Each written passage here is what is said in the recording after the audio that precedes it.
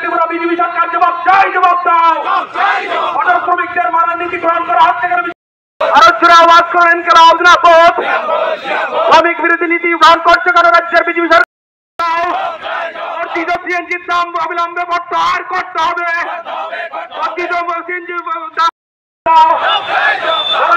লড়াই চাই।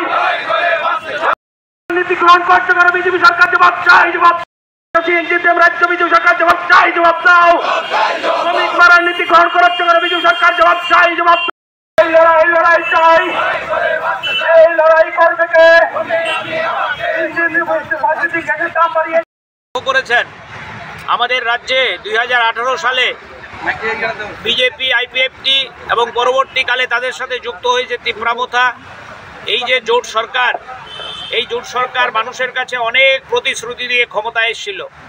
অনেক প্রতিশ্রুতি, মানুষের দুর্দশা লাঘব করবে, ঘরে ঘরে রোজগার দেবে, গরিব মানুষের সমস্ত সমস্যার সমাধান করে দেবে। কিন্তু আমরা লক্ষ্য করছি এই সরকার আসার পর মানুষের দুর্দশা দিন দিন দারুণভাবে বাড়ছে এবং ভয়ানক অবস্থা আপনারা লক্ষ্য করছেন। আমাদের রাজ্যের পরিবহন শ্রমিকদের সিএনজি গ্যাস, যেই গ্যাস দিয়ে আমাদের অটো শ্রমিকরা অটো চালায়, আমাদের মোটর শ্রমিকরা বিভিন্ন ধরনের যানবাহন চালায়, সেই সিএনজি গ্যাসের দাম 18 সালের পরে আজকে 24 সালে প্রায় কেজি প্রতি 20 টাকার বেশি বৃদ্ধি করেছে। অস্বাভাবিক ভাবে দাম বাড়িয়ে দেওয়া হয়েছে। একদিকে পেট্রোলজাত সামগ্রীর দাম বৃদ্ধি, একদিকে যন্ত্রাংশের দাম বৃদ্ধি, একদিকে ফিটনেসের ফি বৃদ্ধি, একদিকে ইন্স্যুরেন্সের ফি বৃদ্ধি, অন্যদিকে পাল্লা দিয়ে বাড়ছে সিএনজি গ্যাসের দাম, বাড়ছে রান্নার গ্যাসের দাম। আপনাদের পাইপলাইনের যে রান্নার গ্যাসের দাম, এটাও সেখানে বাড়ছে। আমরা আজকে আমাদের রাজ্যের পরিবহন সেক্টরের যে যৌথ মঞ্চ, Tripura autorickshaw workers union, Tripura motor শ্রমিক ইউনিয়ন, ত্রিপুরা ই রিক্সা শ্রমিক ইউনিয়ন, টিআরটিসি কর্মী ইউনিয়ন, এই চারটি সংগঠনের যৌথ মঞ্চ আমাদের রাজ্যে all India road transport workers federation, সেই সংগঠনের আহ্বানে সিআইটিউর সহায়তায় আমরা আজকে ডিএনজিসিএল এর যে ম্যানেজিং ডাইরেক্টর, ওনার কাছে ডেপুটেশন দেওয়ার জন্য এসেছি।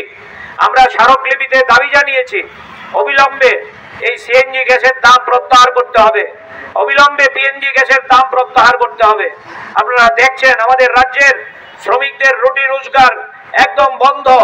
একদিকে যেমন যন্ত্রাংশের দাম বৃদ্ধি, অন্যদিকে জিনিসপত্রের দাম হু হু করে বাড়ছে এবং এই জিনিসপত্রের দাম বৃদ্ধির সাথে এই সিএনজি গ্যাসের দাম বৃদ্ধি অঙ্গাঙ্গিভাবে জড়িত।